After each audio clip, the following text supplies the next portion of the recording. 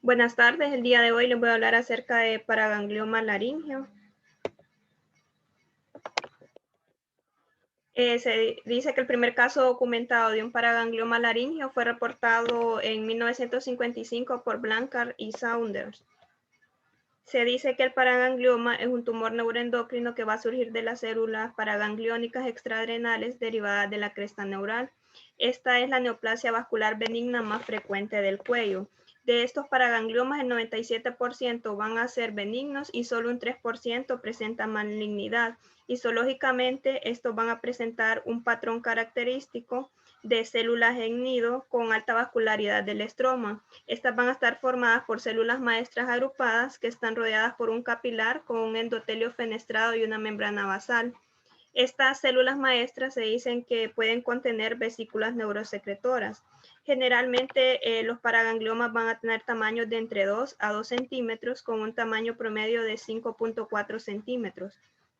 Y a nivel macroscópico los vamos a observar como tumores sólidos y encapsulados, y en la superficie de corte los vamos a ver de un aspecto café rojizo, son extremadamente vascularizados y tienen fibrosis focal.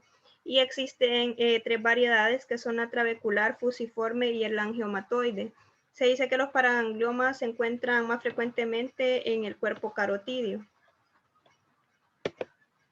En su epidemiología se dice que se presentan con una incidencia de 1 en 300.000 y un tercio de ellos los vamos a encontrar en cabeza y cuello.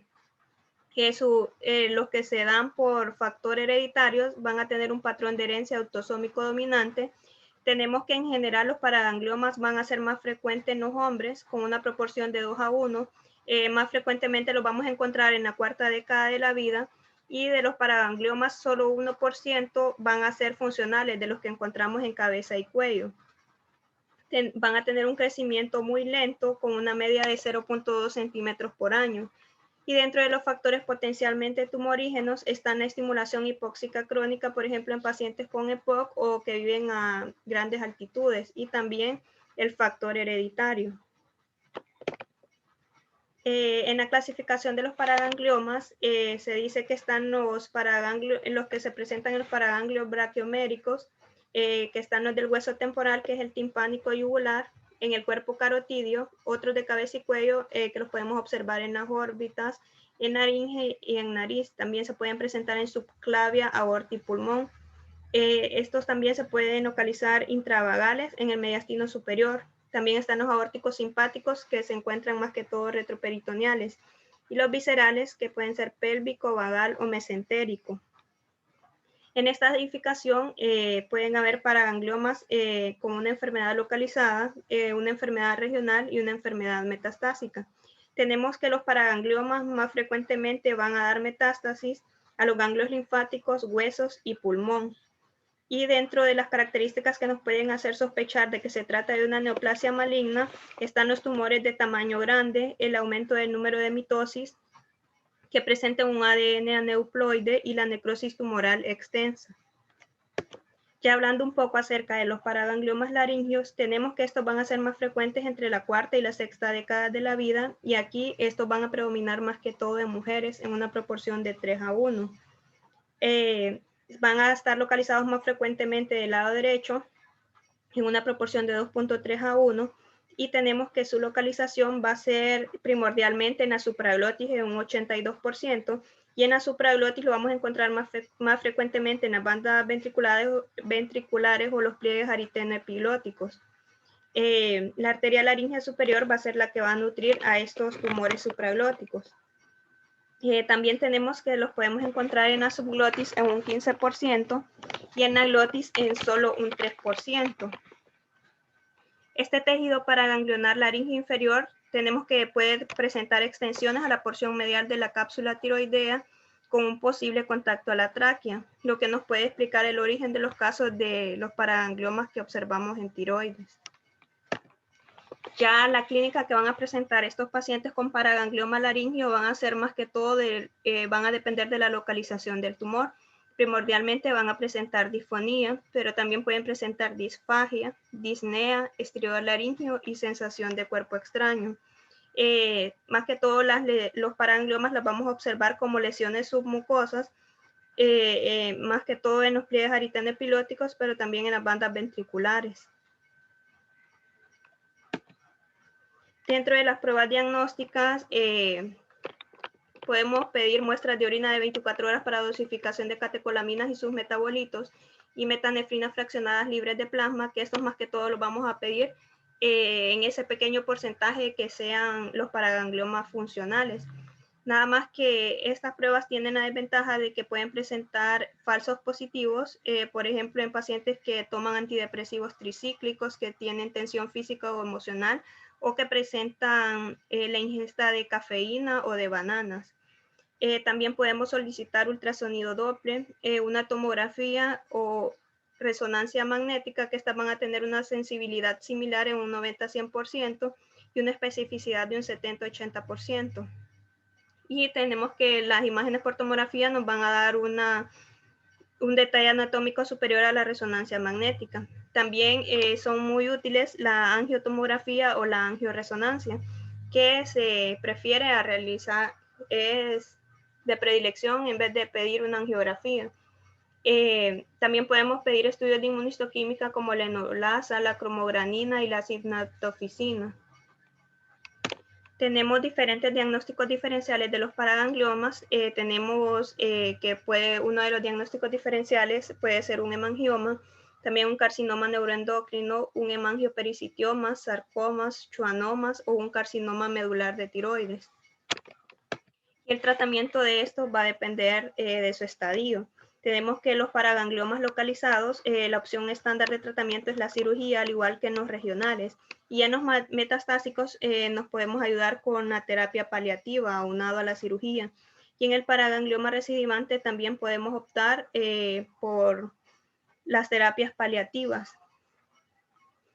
Se dice que en la cirugía, mediante el abordaje externo, se recomendaba que se podía hacer por faringotomía lateral o laringofisura, pero estos presentaban desventajas. En la faringotomía lateral, los principales riesgos es que se produzca un daño al nervio laringio recurrente o se produzca una lesión vascular, y también se pueden presentar fístulas salivales, por lo que hay que dejar siempre un drenaje. Y en el abordaje por laringofisura, que se va a producir una lesión a la comisura anterior durante la laringofisura, pueden haber formación de granulomas y un edema prolongado de la vía aérea.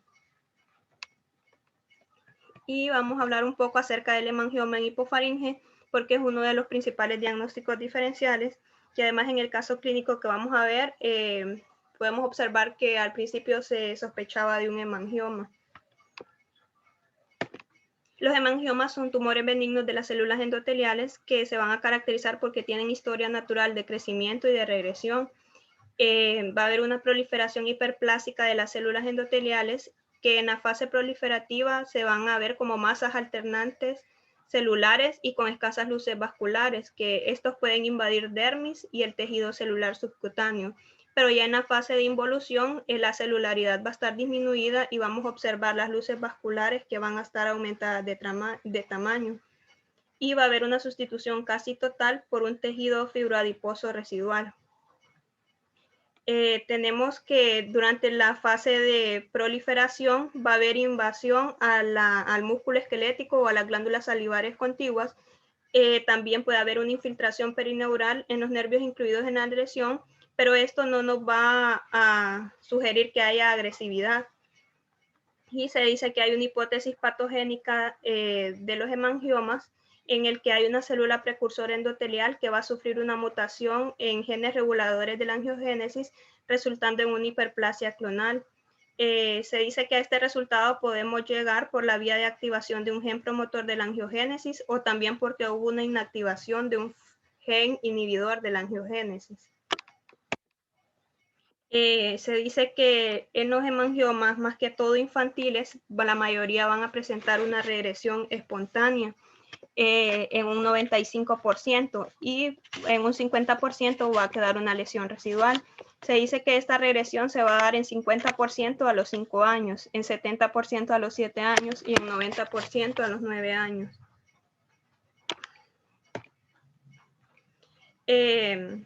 En la epidemiología de los hemangiomas, este es uno de los tumores más frecuentes de cabeza y cuello en un 65%.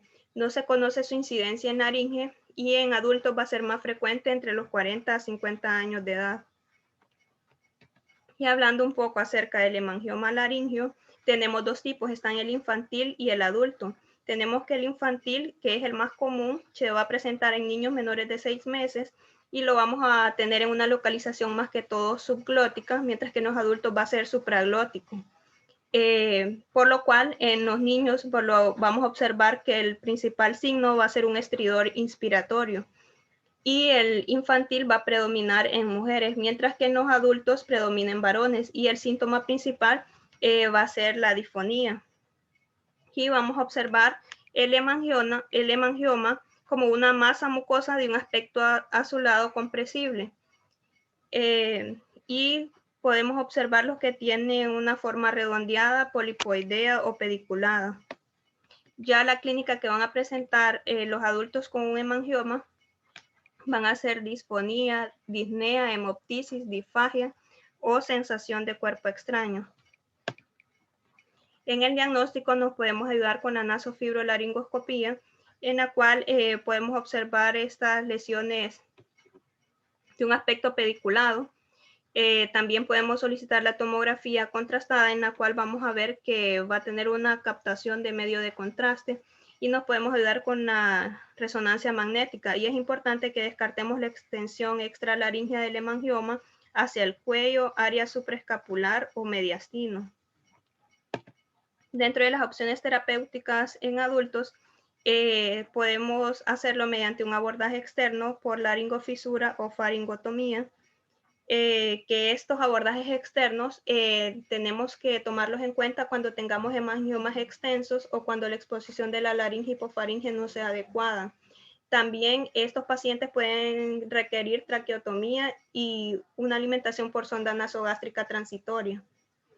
También podemos hacerlo mediante abordaje transoral, mediante el láser de dióxido de carbono, radiofrecuencia, cauterio, el láser JAK, y también nos podemos ayudar con la radioterapia. En caso de utilizar cauterio, debemos tener sumo cuidado de lesionar los cartílagos aritenoides y cricoides.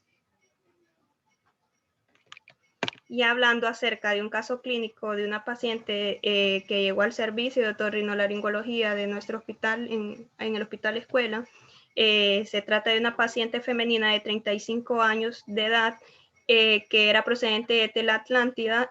Su ingreso fue el 27 de enero del 2021 y la paciente tenía una historia de presentar disfonía desde hacía 2 años, de curso lentamente progresivo, sin llegar hasta afonía y que no sufría variaciones durante el día. No se asociaba con disfagia, disnea ni pérdida de peso. La paciente no tenía antecedentes personales patológicos. Al examen físico, sus signos vitales estaban dentro de parámetros normales, al igual que el examen de oídos, nariz y de orofaringe. Pero en el cuello la tráquea impresionaba desviación a la izquierda, pero no se palpaban adenopatías sospechosas de metástasis. Dentro de los estudios de imágenes, ella llevaba una tomografía contrastada de cuello del 26 de enero, en el cual podemos observar una lesión lobulada de gran tamaño que invadía más que todo hipofaringe, y esta mostraba un importante reforzamiento homogéneo tras la administración del medio de contraste. Esta causaba deformación y comprimía los pliegues vocales y condicionaba el desplazamiento de la tráquea hacia la izquierda, como podemos observar aquí. Esta es la nasofibrolaringoscopía que se le hizo, en el cual podemos observar la tumoración más que todo en hipofaringe derecha y se puede observar como en el pliegue aritenoepilótico derecho también, y que invadía la banda ventricular derecha. Y esto causaba de que no se pudieran visualizar las cuerdas vocales. Ya el 1 de febrero a esta paciente fue llevada a sala de operaciones, en donde se le realizó traqueotomía y microcirugía laringea con toma de biopsia.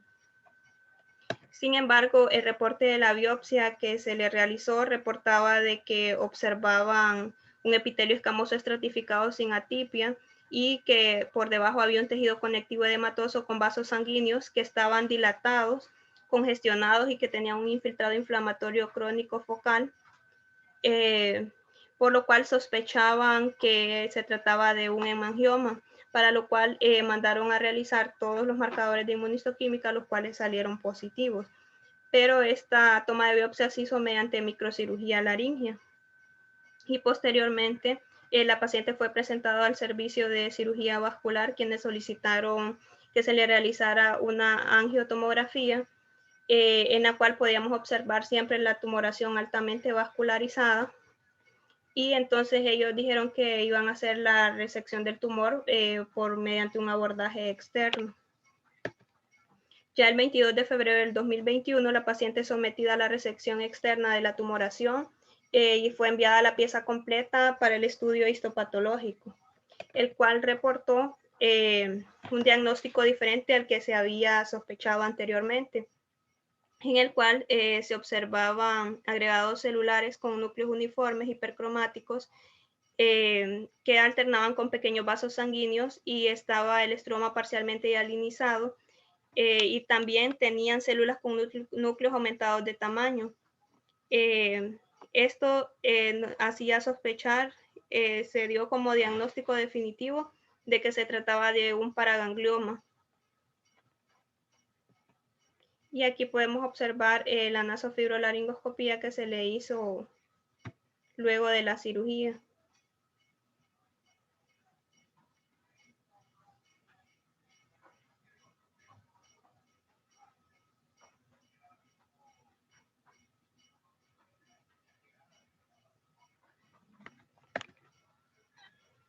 Y eso es todo. Muchas gracias.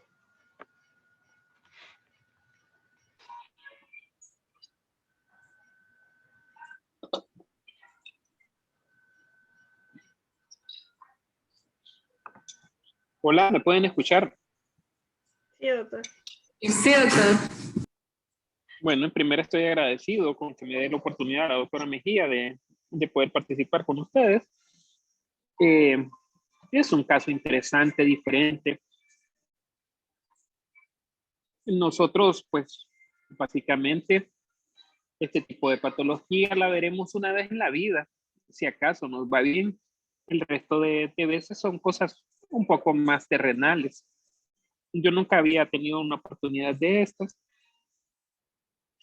Básicamente lo que hicimos fue una biopsia. En algún momento, creo que con la doctora Mejía estábamos cuando se le hizo la traquetomía, tuve la esperanza de que se le pudiera entubar a la paciente y que ella evitara pues el tubo. Al final el tubo fue de suma importancia porque el edema que ustedes pueden ver al final del proceso quirúrgico es un edema importantísimo, es una inflamación tremenda que si no se hubiese tenido la traquetomía, posiblemente hubiese tenido que caer en traquetomía precisamente. Yo no tengo nada que agregar, pienso que el tema lo ha manejado súper bien la doctora. Y una vez más agradecido con ustedes, deseo que tengan un buen almuerzo y nos vemos mañana ahí en el hospital. Gracias, doctor. Doctor, buen provecho. Gracias, bye. Nos vemos.